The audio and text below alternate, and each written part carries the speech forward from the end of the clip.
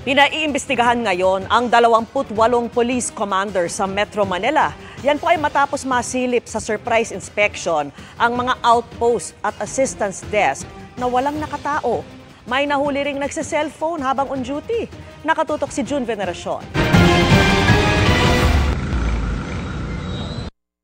Mga pulis na nagse-cellphone habang naka-duty. Outpost na tent, silya at mesa lang ang makikita. At mga assistance desk na walang man lang malalapitan. Ilan lang yan sa naobserbahan ng mga undercover operative mula sa NCR Police Office sa 2 araw na surprise inspection sa 5 police district sa Metro Manila. Dahil dito, 28 police commander na may ranggong captain at major ang pinaimbestigahan ni NCR Police Chief Major General Anthony Aberin. As of this hour, may positive po na shampoo na subject for relief. Hinihintay na lang po natin sa yung COMELEC clearance po. And the rest, maaari pa pong madagdagan po yung marirelief based po doon sa outcome po ng investigation. Muling pinaalala ng PNP Chief na bawal sa mga pulis mag-cellphone habang naka-duty. Meron naman daw radyo na pwedeng gamitin para sa official communication. Ayaw namin yung text, yung ganyan.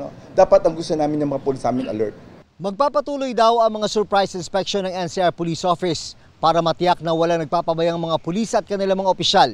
Dapat daw isaisip ng mga ground commander na responsibilidad nila ang tutukan ang kanilang mga tauhan.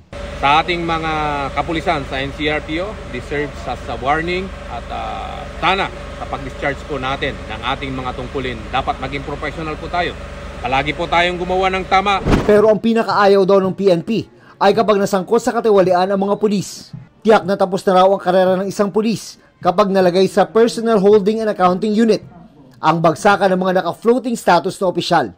Pagka nilagay ka namin, lagay ka sa pihaw, you just wait for your retirement. You're out.